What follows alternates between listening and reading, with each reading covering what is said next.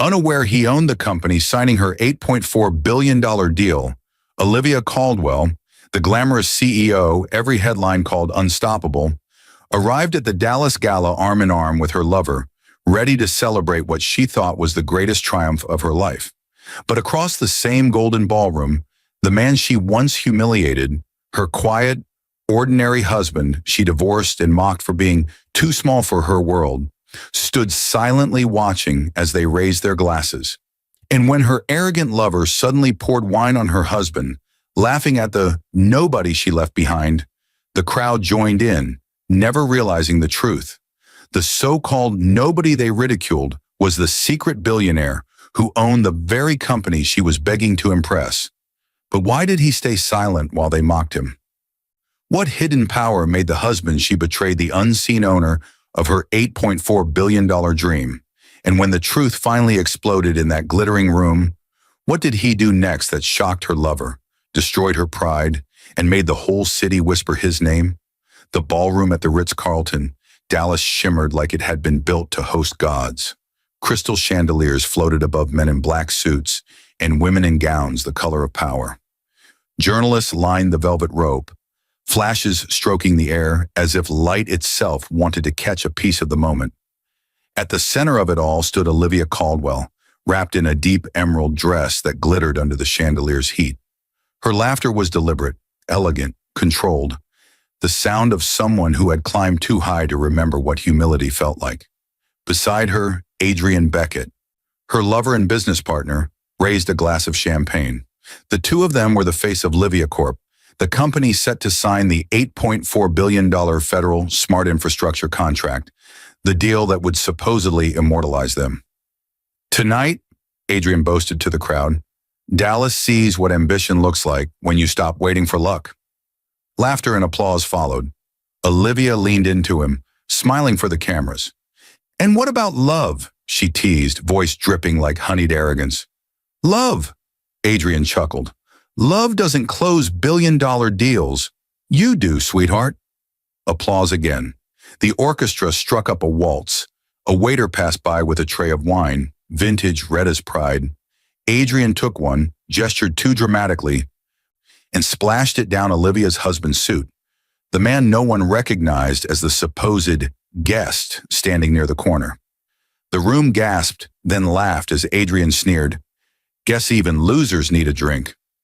Olivia didn't stop him. She laughed along, eyes darting toward her ex-husband but saying nothing.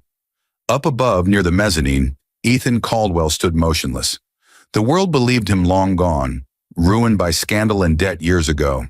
But the man watching now was different, polished, silent, sharper. His eyes followed Olivia and Adrian like a surgeon assessing a wound he already knew how to close. The omniscient truth floated above the music. The woman toasting to power once toasted to love. The man she betrayed once built the world beneath her feet. And tonight, the empire she bragged about was signing itself to him. As the music swelled, Olivia stepped to the microphone, the red stains spreading slowly over her emerald silk.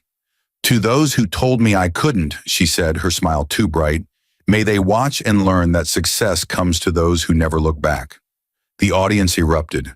Glasses clinked. Cameras flashed. And in the shadowed balcony, Ethan whispered almost to himself, calm, unhurried. You should have looked back, Olivia. I was right behind you. The applause covered his words, but destiny heard them. The night of celebration had begun. The night of correction had already started. The applause still echoed when Olivia lowered the microphone, flashing that rehearsed smile that had become her armor. The room saw success. Only Ethan saw the hollowness behind her eyes. From the balcony, he watched her cling to Adrian's arm. Laughing too loud, her confidence painted over fear she didn't even understand. It wasn't the fear of being caught, it was the fear of being ordinary again. Years ago, before the world called her a genius, she'd been Olivia Myers, a real estate intern with big dreams and a borrowed handbag.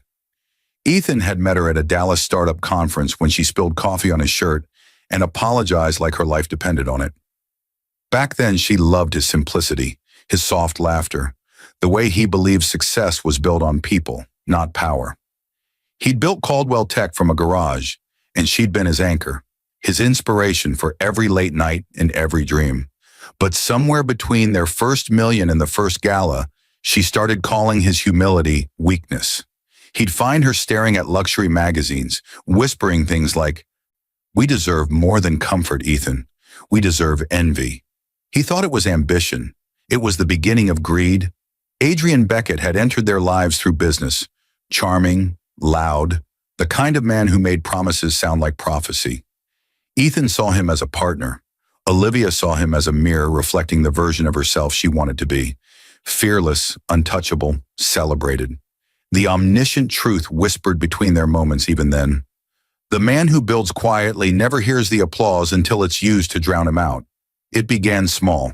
Secret meetings that Ethan brushed off as strategy sessions. A late-night text she claimed was from a client. A business trip extended by market delays. And when Ethan asked if she was happy, she smiled too quickly. "You worry too much," she'd said. "You're the best thing that ever happened to me." But her eyes told another story, one already halfway out the door. On a rainy night 2 years later, Ethan came home early from a deal in Austin and found Adrian's car in their driveway. Through the window, he saw the silhouette of his wife adjusting her dress, her laughter floating like a stranger's. He didn't confront her then. He simply walked away, rain soaking through his shirt, realizing that love could die so quietly it didn't even make a sound. Now, years later, in the same city where they once built their future, she stood beside the man who had helped her destroy it, signing a contract owned by the ghost she buried. Ethan's expression never changed. To the crowd, he was just another investor. To fate, he was the storm waiting for its cue. Down below, Olivia lifted her champagne again. "To loyalty," she said mockingly, brushing Adrian's sleeve as the cameras flashed. Ethan turned to leave the balcony, the faintest smile touching his lips.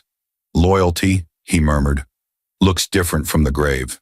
He disappeared into the corridor, unseen, unheard, while the crowd below kept cheering the woman who'd already signed her downfall. Rain had a way of making Dallas look honest. The night Ethan Caldwell lost everything, it fell in sheets, washing over glass towers that once bore his name. Inside the boardroom of Caldwell Tech Industries, the empire he had built from sweat and sleepless nights was being sold off by signatures that weren't his. The walls that had once echoed with his team's laughter now buzzed with lawyers reading legal jargon he barely recognized. His name, founder and CEO, Ethan Caldwell, was being quietly replaced by Adrian Beckett, the man he once trusted like a brother. At the head of the table, Olivia sat poised in a black suit, diamond earrings catching the light, pretending she couldn't see the ruin in her husband's eyes. "Ethan," she said softly, not meeting his gaze, "it's for the best. You've been under pressure for months. Let Adrian handle the next phase." He blinked at her, rainwater dripping from his sleeves where he'd rushed from the storm. "The next phase? You mean the one where you erase me from my own company?" Adrian leaned back in his chair, all calm confidence. "Business evolves, Ethan. You built a great foundation, but foundations don't lead. They just hold others up." Ethan's hands tightened around the pen lying before him. He didn't sign the papers.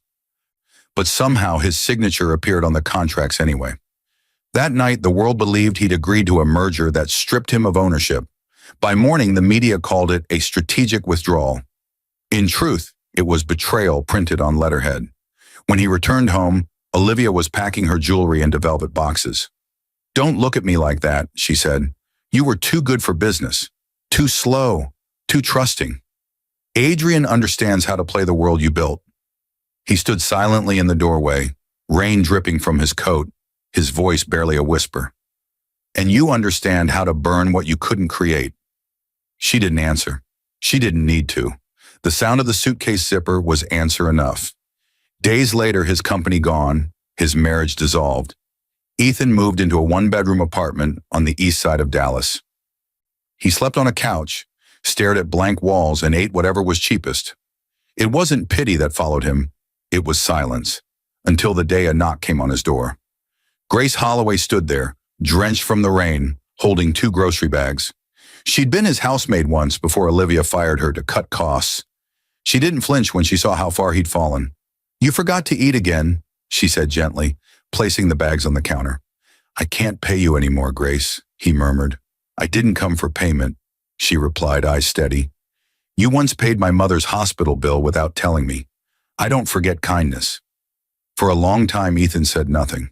Then quietly, "You should run from people like me. I lose everything I touch." Grace smiled faintly. "Then maybe you've been touching the wrong people."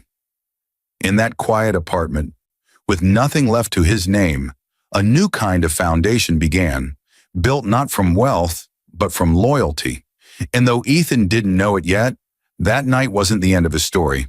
It was the blueprint of his resurrection. The city woke slowly the next morning, but in Ethan Caldwell's apartment, dawn had no meaning. He sat at the small kitchen table surrounded by unpaid bills and a half-open laptop, staring at numbers that once sang to him.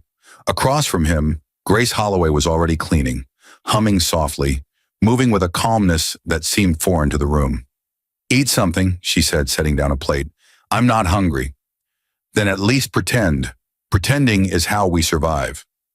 Her tone wasn't pity, it was discipline. Ethan lifted his gaze. She'd been a maid once, yet she spoke with quiet command. He saw in her something Olivia never had, steadiness without ego. That afternoon, she noticed a stack of old flash drives on the shelf. "What's this?"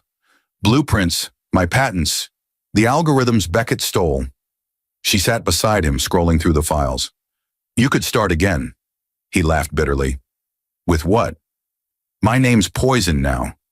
"Then don't use your name," she replied. "Start under another. Let the world forget you before you return." Her words planted a seed. Over the following weeks, Grace helped him set up a new email, a hidden bank account, and a quiet company registered under a borrowed identity. Evermark Holdings? She typed the name herself. "Evermark?" Ethan asked. "It means every mark leaves a trace, even the ones people try to erase."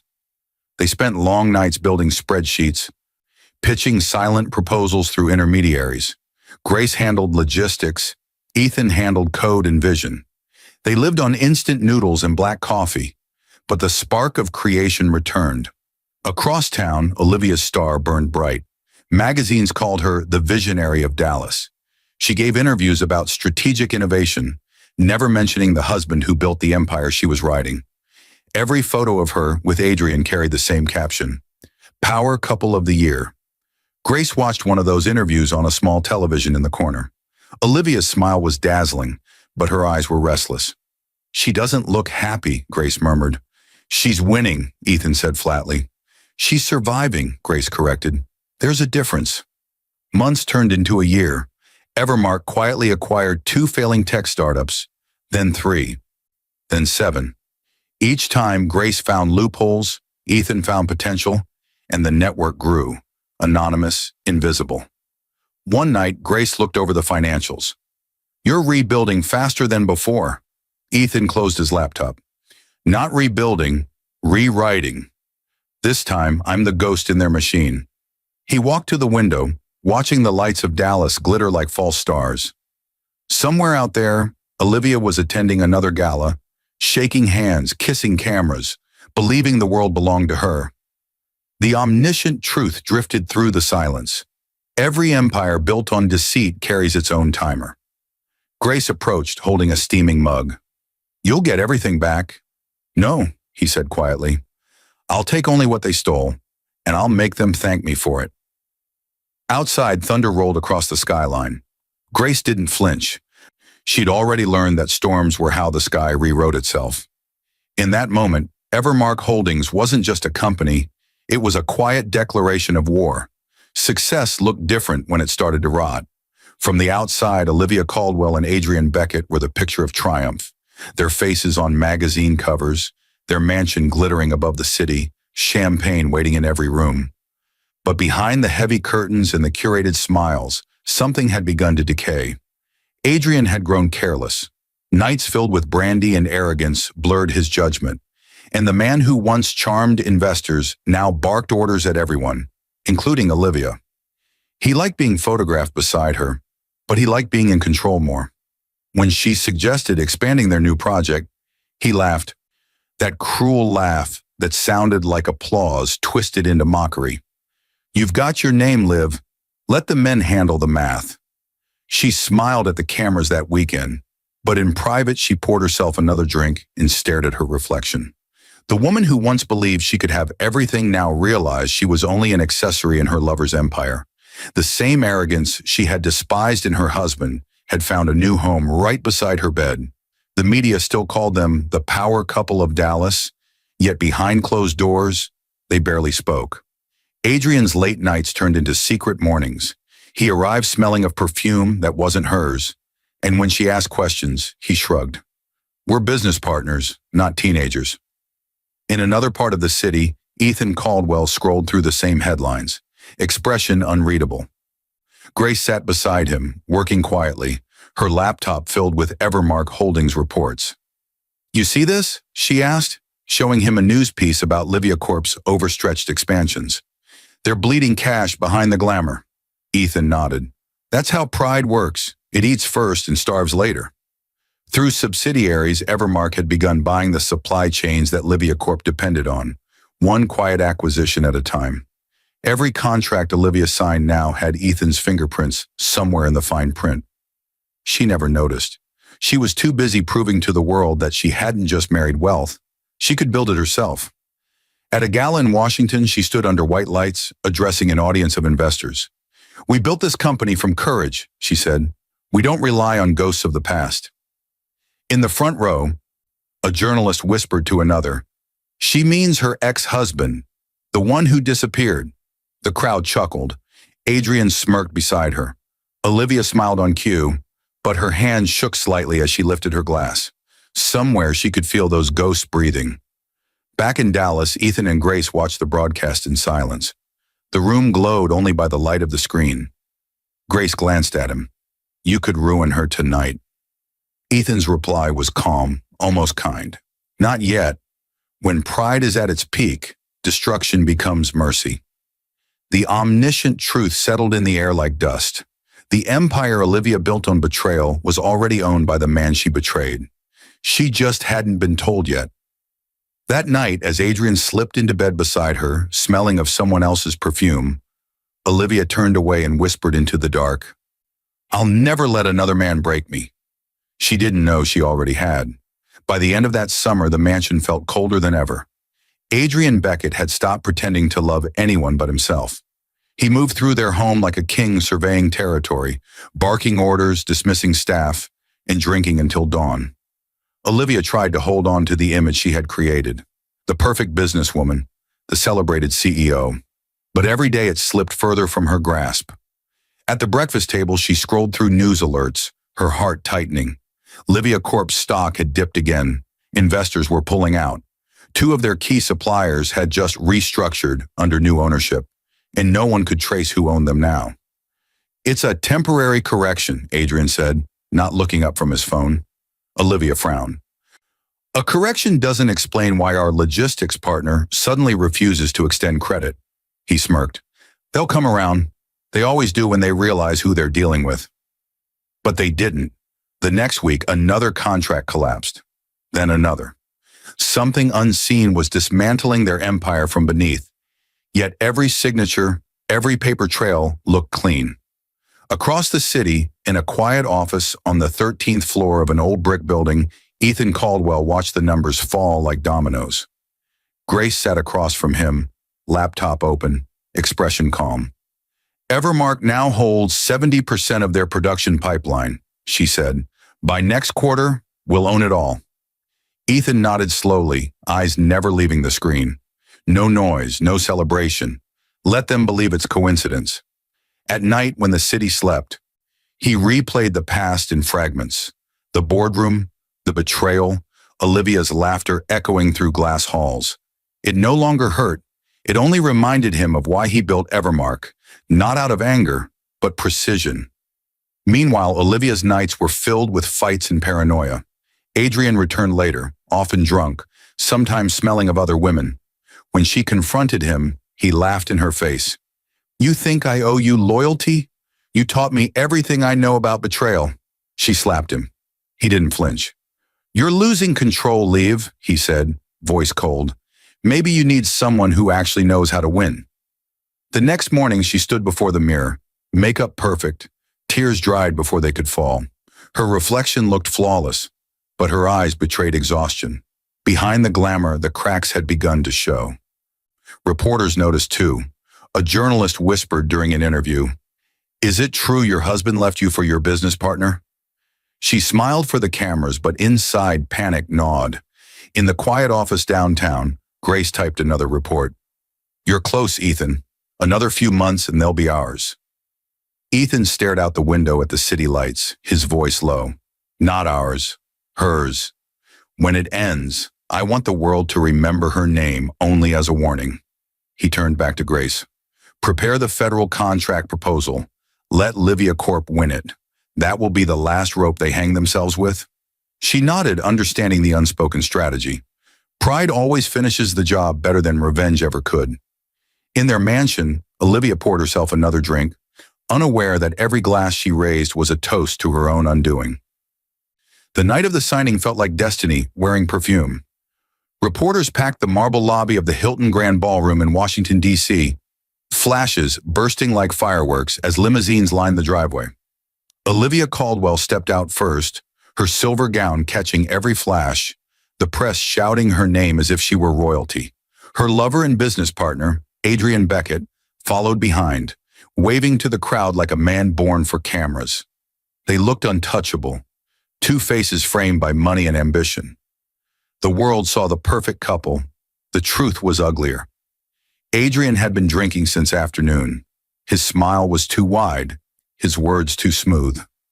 He whispered in Olivia's ear as they climbed the red carpet. "Smile bigger, Liv. You don't look like a billionaire yet." Inside, chandeliers glowed like captured suns. Livia Corp banners hung from the balcony, the company logo printed over every glass and napkin. The crowd glittered with senators, journalists, and business magnates. Tonight was the night they would sign the $8.4 billion federal smart infrastructure deal, the one that would make Livia Corp a legend. As she greeted investors, Olivia didn't notice the quiet man in the tailored black tuxedo watching from the edge of the crowd. He looked like another dignitary, calm, expressionless, but his eyes never left her.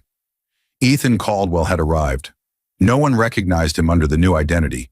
Michael Everett, CEO of Evermark Holdings, the company partnering with Livia Corp for the historic deal.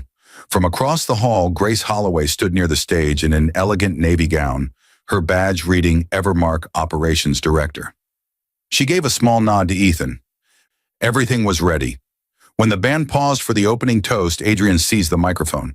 "To progress," he shouted, "and to the woman who proves ambition has no limits." He turned dramatically, splashing red wine from his glass. The dark liquid struck Ethan's sleeve, deliberate, mocking. Laughter rippled through the room. "Sorry, didn't see you there," Adrian smirked. "Enjoy the show, friend." The crowd laughed with him. Olivia joined in, unaware of what she had just witnessed. Grace's hand tightened around her clutch, but Ethan didn't flinch. He simply looked down at the stain, then up at the man who had once stolen his world. The omniscient truth pressed through the air. The man they humiliated was the owner of everything they celebrated. At 8:30 sharp, the announcer called for the signing. Olivia and Adrian took their seats, pens poised over embossed contracts. Across the table, Ethan signed first, his signature precise. Adrian leaned forward, confident. "A pleasure doing business, Mr. Everett," he said, extending a hand. Ethan shook it lightly. "The pleasure's mine, Mr. Beckett. You've worked very hard for this." He glanced briefly at Olivia. She smiled, unaware that the document beneath her hand contained the clause that would soon erase her entire empire. The orchestra began to play. Cameras flashed. Glasses clinked. Olivia whispered to Adrian, "We did it." Up above, Grace exhaled slowly. Ethan's gaze never left the paper as she signed her name. In that exact moment, fate sealed itself in ink. The contract that made her a legend also made her a ghost. Ethan leaned toward Grace and said quietly, "Let them celebrate. The applause will sound sweeter when they realize who it was for." The orchestra's final note hung in the air as champagne flutes rose high, cameras flashing in bursts of gold. Adrian draped an arm around Olivia, grinning at the photographers as if the night itself belonged to him. The MC's voice echoed across the ballroom. Ladies and gentlemen, history has been made. Livia Corp and Evermark Holdings, partners in a revolutionary $8.4 billion deal that will reshape the nation's infrastructure. The applause rolled like thunder. Olivia smiled for every camera, radiant in her silver gown. Somewhere deep inside, she felt that trembling relief that comes only after conquest. She turned toward the man she thought was simply another investor, Mr. Michael Everett, and lifted her glass. To our partnership, she said brightly. Ethan met her eyes for the first time in years. His voice was calm. To partnerships built on truth. Adrian laughed, leaning toward a nearby senator. He talks like a preacher. Then, in a blur of arrogance and wine, he swung his glass too wide. The crimson liquid splashed directly onto Ethan's suit. Gasps fluttered through the room. Someone stifled a laugh. Guess I can't help myself, Adrian joked loudly. Bad aim. Olivia's laugh came a second too late, brittle at the edges. Around them, the photographers began to whisper. Ethan simply took a napkin from the table, dabbing the sleeve, his composure unbroken. He set the glass down carefully, then turned to face them fully. You never could aim straight, Adrian, he said quietly. The voice carried across the room with uncanny clarity. Adrian blinked. What did you say? Ethan reached up and removed his glasses. The noise in the ballroom stopped. Olivia froze, her breath catching. The years hadn't changed him entirely. The same calm eyes, the same quiet gravity. But now there was something else behind them. Distance, control. You look surprised, Olivia, he said softly. You shouldn't be. No one moved. Adrian's grin faltered. You can't be. Oh, but I am. Ethan straightened, the formality of his voice returning. Ethan Caldwell, owner of Evermark Holdings. A ripple of disbelief cut through the room. Reporters rushed forward. Flashes exploded like lightning.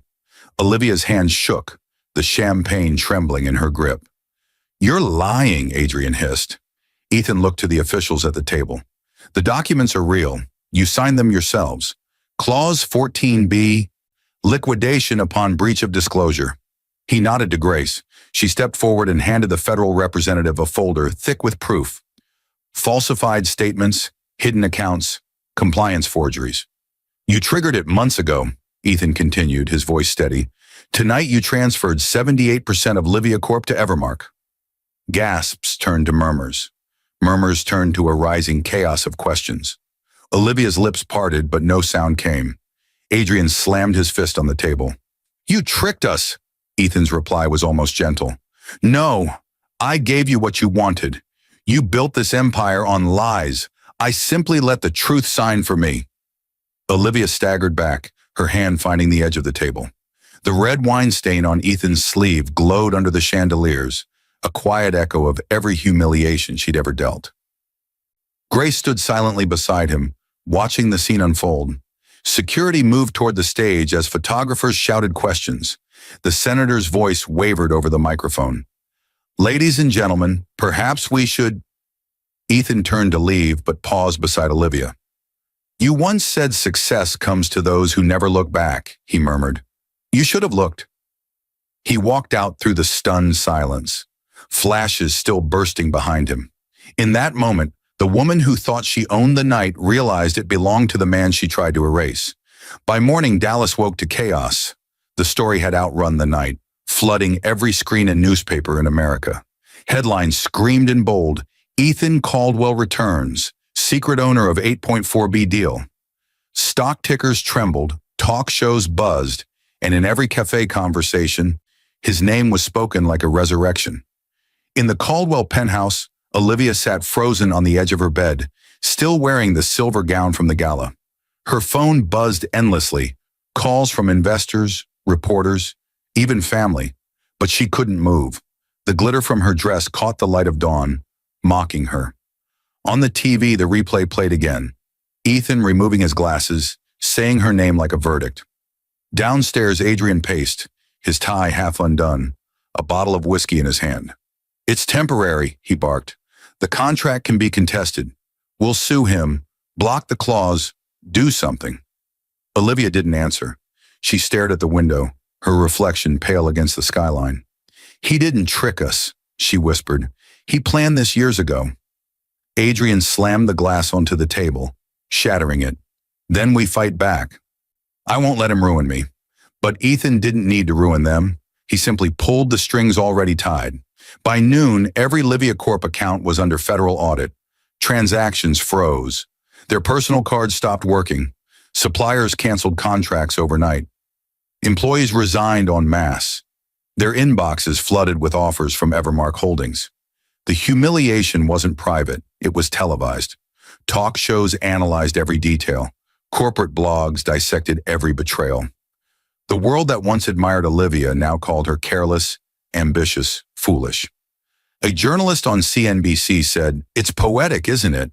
She built her empire on her husband's grave, only to find he owned the land beneath it." By evening, Adrian's phone stopped ringing. His lawyer had withdrawn. Olivia's PR manager sent one last message before resigning. "The public wants blood. I can't help you anymore." Across the city in a quiet Evermark office, Ethan watched the coverage with no smile, no satisfaction, just quiet completion. Grace sat beside him, reviewing the latest financials. "They're collapsing faster than expected," she said. "Adrian tried to move funds offshore. We intercepted everything." Ethan closed the file. "Freeze it all. I want them to feel the weight of what they built." Grace hesitated. "It's already enough, Ethan." He looked out the window, eyes hard. "Enough is mercy. They never showed me mercy." That night, Olivia received a single envelope delivered to her door. No return address, just her name written neatly in ink. Inside was a single photograph, her wedding day, her hand in Ethan's, both of them laughing under a shower of rice and sunlight. Beneath it, in the same ink, 4 words: "The foundation remembers everything." She dropped the photo, tears blurring her vision. The walls of the penthouse that once smelled of champagne now felt like a tomb. Meanwhile, Ethan sat in his quiet apartment, untouched by celebration. Grace brought him tea, studying his face. "What now?" He exhaled slowly. Now it's time for them to meet the 15 layers of truth they buried, one for every lie they told. The news that night showed a helicopter hovering over the Caldwell mansion. Reporters stood outside as foreclosure notices were served. The empire of glass and greed was cracking from within. In one day, the woman who mocked him lost everything. The man they called ruined had just begun. The days that followed were not loud. They were surgical. Ethan Caldwell didn't rush his vengeance. He unfolded it like a map already written. Every morning, a new crack appeared in Olivia and Adrian's world. First came the financial guillotine. Banks froze their accounts pending audit. The credit cards that had once purchased art and champagne were declined at restaurants. Their CFO vanished overseas, taking what little cash remained. Olivia stood in her office, surrounded by silent phones and blank computer screens. When she tried to call for help, the line returned only static. Then came the media trial. Within 48 hours, Evermark's communications team released a quiet press statement. "Integrity sustains innovation." No names, no accusations, just those 3 words. Yet every network played Ethan's photo beside Olivia's headlines. Pundits debated betrayal. Stock analysts called her reckless. Her inbox filled with journalists asking if she'd really forged her husband's signature years ago. At home, Adrian screamed at televisions. "He's turning the world against us," Olivia whispered. "No, he's letting the truth speak." Ethan's lawyers filed lawsuits with machine precision, forged documents, fraudulent transfers, defamation. Marcus Levin, the same attorney who once admired Adrian, now represented Ethan. He told reporters calmly, "Justice is simply arithmetic. Everything must balance." Next came the family ruin. DNA results leaked online. None of Olivia's children were Ethan's. The tabloids exploded. The oldest boy, Caleb, confronted her on live television. "You lied about everything." The segment went viral before dawn. Sponsors pulled out of Livia Corp's remaining projects. Investors fled. Ethan watched the broadcast from his office, expression unreadable. Grace said quietly, "You've done enough." He shook his head. The truth hasn't finished its work. He moved to the social exile phase. Olivia's name disappeared from charity boards. Her invitations evaporated. The women who once toasted her success whispered behind her back. Adrian's old investors sued him for losses, his mansion mortgaged beyond recovery. In the corporate coup, Evermark called a shareholder meeting and dissolved Livia Corp's board. The press filmed Olivia being escorted out by security. Grace stood beside Ethan as he announced, "Effective immediately, Livia Corp becomes a subsidiary of Holloway Dynamics." Cameras flashed. The maid who once dusted Olivia's halls now stood at the helm of her empire. Each level of revenge unfolded with silent precision. Olivia's mother, Claudia, tried to intervene, calling lawyers, appealing to old friends, but every door she knocked on was already owned by Evermark. "He's everywhere," she cried. "He planned this years ago." When Adrian attempted to flee the country, federal agents met him at the airport with handcuffs. His mistress, Celeste Lang, planted by Grace months before, handed investigators the encrypted files that proved his crimes. The courtroom filled with cameras during the final hearing. Olivia arrived in a black suit 2 sizes too big, face pale under the fluorescent lights. Adrian sat beside her, refusing to look her way. Ethan entered quietly and took a seat in the back, unseen by most. The judge read the verdict: guilty of corporate fraud, document forgery, and conspiracy to defraud federal contracts. The flash of cameras blinded her as reporters shouted questions. She turned toward the benches, searching the crowd until her eyes found Ethan. For a heartbeat, time stopped. He didn't speak, didn't move. His gaze was neither cruel nor kind. It was final. When court adjourned, Olivia tried to reach him. Security blocked her path. She called his name once, voice cracking. He paused at the door, said only, "Mercy is earned, not inherited," and walked away. That night, Adrian attempted suicide in his cell. He lived half paralyzed. Olivia watched the news from her mother's decaying house, tears streaking through her makeup. Across town, Ethan signed the final document, transferring Livia Corp's remaining assets to Holloway Dynamics. He placed his pen down and whispered, "We're finished." Grace looked at him, eyes soft. "No, Ethan. You're finally free." Outside, rain began to fall again, just as it had the night he lost everything. This time it didn't feel like an ending. It felt like cleansing. The storm passed through Dallas that night, washing the city clean. Rain streaked against Ethan Caldwell's office windows, blurring the skyline that once symbolized everything he had lost. For the first time in years, he sat still.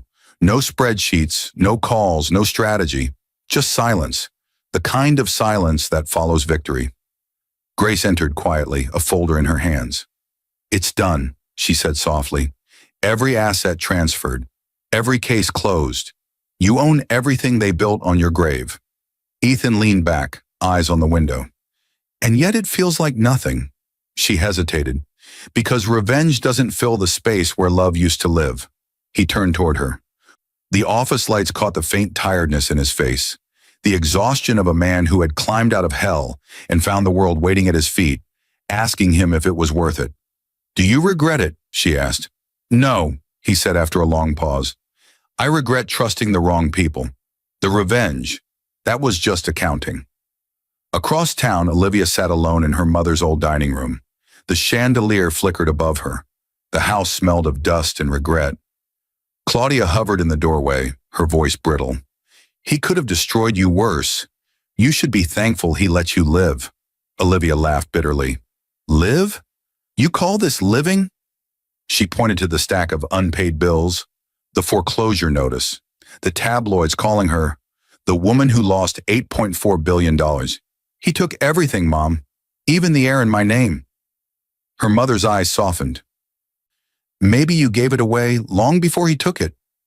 In a prison infirmary, Adrian lay motionless, one side of his body paralyzed. The news played faintly on a small television. The anchor's voice was sharp. Ethan Caldwell, once betrayed businessman, now one of the most powerful figures in American finance. Adrian turned his head slowly toward the ceiling and whispered, "He won." Ethan stood later that evening by the balcony of his penthouse overlooking the city, holding a glass of water instead of wine. Grace joined him, her presence grounding, real. "You could rebuild the world with what you own now," she said. He shook his head. "No more empires. Empires rot. I'll build something smaller, something that remembers where it came from." Grace smiled faintly. And what will you call it? He glanced at her. The Holloway Foundation. After the woman who taught me that loyalty doesn't need applause.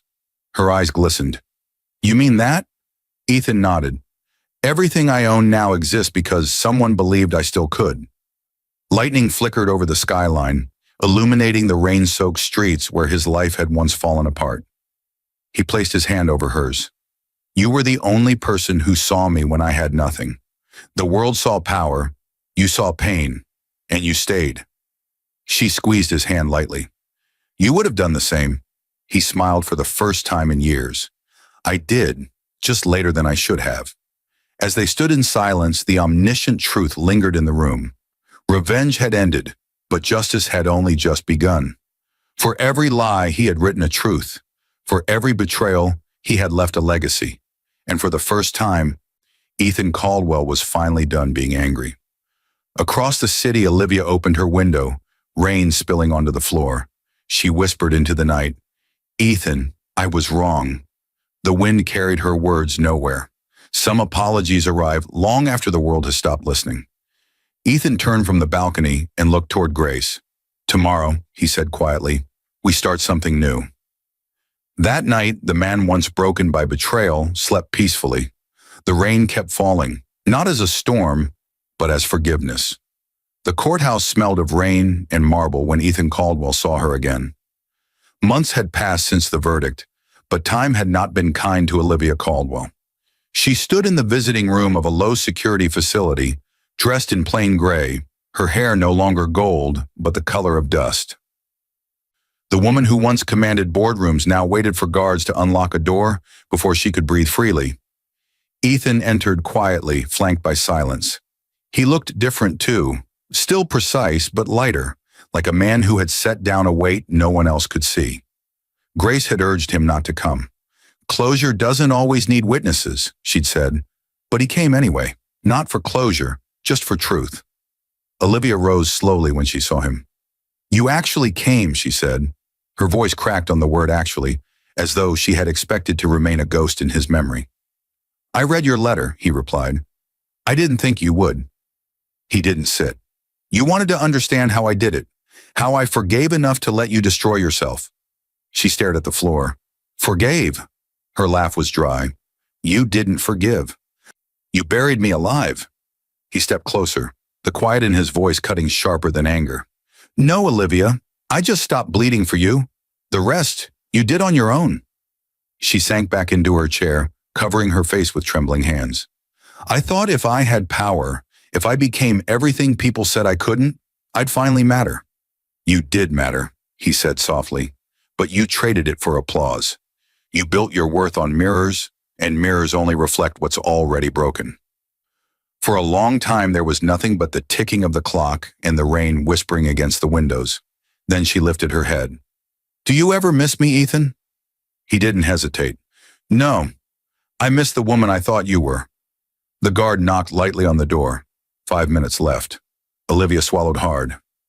What happens now? You serve your sentence, he said. Then you rebuild something honest. Her eyes filled. You think I can? I think anyone can, he replied, turning toward the door, but not everyone will. Outside, the rain had eased into a drizzle. Grace waited by the car, her umbrella steady in the wind. You went, she said quietly as he approached. She needed to see that forgiveness doesn't mean return, Ethan answered. They walked together through the courthouse steps, their footsteps echoing off stone. Reporters waited across the street but didn't call out. The story was old news now. The world had already moved on. Back at the office, Grace handed him a folder. The Holloway Foundation is ready. First grants go out next month. Ethan opened it and smiled faintly at the mission statement she had written. Rebuilding lives, not empires. Perfect, he said. That evening, they stood on the balcony of the vineyard estate they now called home. The horizon washed in orange light. Grace leaned against him, her voice barely a whisper. Do you ever think about what it cost to get here? All the time, he said, but for the first time, I don't regret the price. The omniscient truth drifted in like twilight. Vengeance had given him justice. Grace had given him peace. Between them, he found redemption, not in destroying the past, but in learning how to live after it. Down in her cell, Olivia stared at the small barred window. Somewhere beyond it, she imagined the vineyard, the man she once called weak, the life she could have had. For the first time, she whispered a prayer, not for freedom, but for forgiveness. Ethan watched the last rays of sun fade over the valley and said quietly, "It's over." And this time, it was. 10 years later, the Dallas skyline looked smaller from the jet window as Grace Holloway Caldwell watched the clouds break. The world had changed. She had changed it. Below, highways Ethan once dreamed of rebuilding now carried his designs, each bridge stamped quietly with the words, Caldwell Holloway Initiative. The world hadn't forgotten him, not really, but it had stopped talking about betrayal and started talking about impact. That was the difference between noise and legacy. When the plane landed in Washington, cameras flashed, but Grace didn't slow down. She wasn't here for applause. She was here to open the first Institute for Ethical Enterprise, a global center for entrepreneurs who'd lost everything and wanted to build again without corruption. Ethan's portrait hung in the main lobby, simple suit, quiet smile. Below it, a plaque read, "Integrity isn't born from success. It's born from survival." At the press conference, she spoke plainly, her tone calm but steady. This foundation began in pain, but it thrives on purpose. My husband believed that power should protect, not consume. Today, that belief builds futures for those the world tried to erase. Reporters scribbled furiously, some visibly moved. A young entrepreneur in the crowd, Caleb Myers, listened silently. He was tall, composed, his mother's eyes, but none of her pride. He carried a folder with Ethan's name on it, a letter he had waited a decade to deliver. After the event, he approached her. "Mrs. Caldwell," Grace smiled gently. "Just Grace, please." He extended the folder. "My mother wanted him to have this. She wrote it before she died." Grace's expression softened. "I know who you are." "I'm not proud of what she did," Caleb said quietly, "but she told me once that when she looked at him, she saw the only good thing she ever destroyed. I wanted you to know she remembered." Grace took the letter, her hands steady. "He forgave her long ago, Caleb. He just didn't tell the world." He nodded, eyes bright. "Then I hope you'll forgive me too, for carrying her name." She smiled faintly. "Names don't define you, Caleb. Choices do." That evening, Grace returned to the vineyard in Napa. The home she and Ethan had built far from noise. The vines stretched for miles, golden in the dusk. Inside the study, she sat at Ethan's old desk, opened the letter, and read it slowly. "Ethan, I never learned how to love without taking. I never learned that peace can be louder than power. If forgiveness has a place in your heaven, I hope I find it there someday." Grace folded the letter and placed it beside his journal. "She finally said it," she whispered. Outside, the staff prepared for the annual gala of the Caldwell Holloway Trust, now operating in 20 countries. Scholarships, shelters, and startups bore their names, not as monuments, but as bridges for others to cross. As the night deepened, Grace stepped onto the balcony. The air smelled of grapes and rain. She imagined Ethan beside her, the way he used to stand, hands folded, quiet, always watching the horizon. She whispered to the wind, "We did it, Ethan. You didn't just change the world. You healed it." In Dallas, Caleb visited a small gravestone beneath an oak tree. Ethan Caldwell. He built peace from ruin. He knelt and said softly, "You were right, sir. The world listens longer to good men than loud ones." The omniscient truth floated through the night like the hum of the vineyard's wind. Betrayal may build stories, but kindness builds legacies. Under the stars, Grace lifted her glass of wine, the same shade of red once spilled in humiliation, and said to the sky, "To the man who turned pain into purpose." The Institute's marble atrium gleamed under the morning light as Grace Holloway Caldwell walked through its halls. The sound of footsteps echoed softly. Students and entrepreneurs from every corner of the world lined the glass walls, their faces reflecting both awe and purpose. What began as one man's silent vengeance had grown into a global movement for integrity. On the wall beside the elevator hung Ethan's final words carved in bronze. Never mistake silence for surrender. Grace paused before the inscription. Even after all these years, the words still stirred her. Around her, journalists trailed quietly, recording every detail of the 10-year anniversary of the Caldwell Holloway Foundation. We've now funded projects in 50 countries, one reporter said. What do you think Ethan would say if he saw all this? Grace smiled, her voice calm. He'd probably say, about time. Laughter rippled through the small group, but her eyes shone with memory. Ethan never wanted a monument. He wanted a mirror, something that would remind the world what honesty looks like when no one's watching. That evening, she hosted a private mentorship session in the Institute's glass auditorium. Young founders filled every seat, notebooks ready. At the center sat Ella Myers, Olivia's daughter, the journalist who once exposed corporate corruption across Texas. Grace had personally invited her. Ella spoke softly when called upon. I grew up hearing half-truths about him. But when I started researching his foundation, I realized the story wasn't about revenge. It was about redemption. Grace nodded. Exactly. Revenge ends stories. Redemption begins them. The audience went silent. For a moment, all that could be heard was the quiet hum of the lights. Outside, the city shimmered in the reflection of the glass walls. Tall buildings built on ethical codes the foundation had written. The world had changed, slowly but deeply. Corporations now cited the Caldwell principles in contracts and boardrooms: transparency, accountability, empathy. Ethan's ghost lived in every clause that protected fairness. Later that night, Grace walked the empty corridors alone. On her desk lay hundreds of letters, thank yous from people whose lives the foundation had rebuilt. She picked one at random and read, I was left bankrupt after my partner betrayed me. Your grant gave me a second chance. Because of you, I forgave him and started again.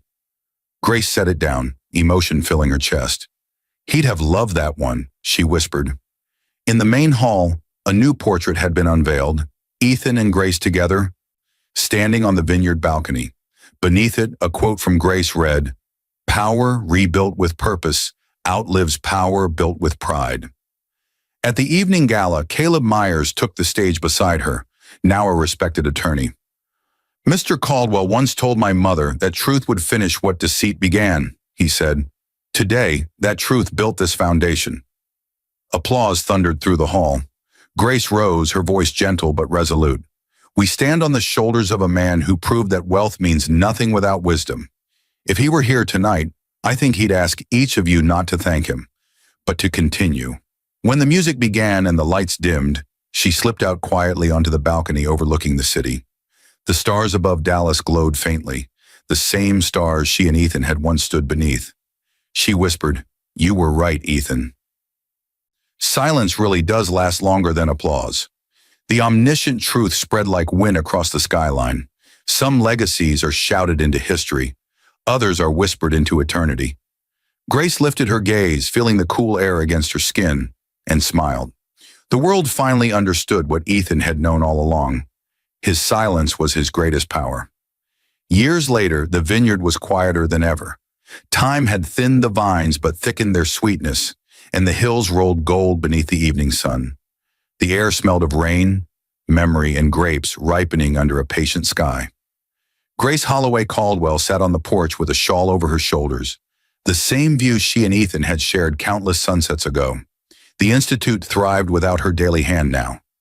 Caleb Myers had taken the helm, steering its programs into new countries, mentoring others with the same calm precision Ethan once carried.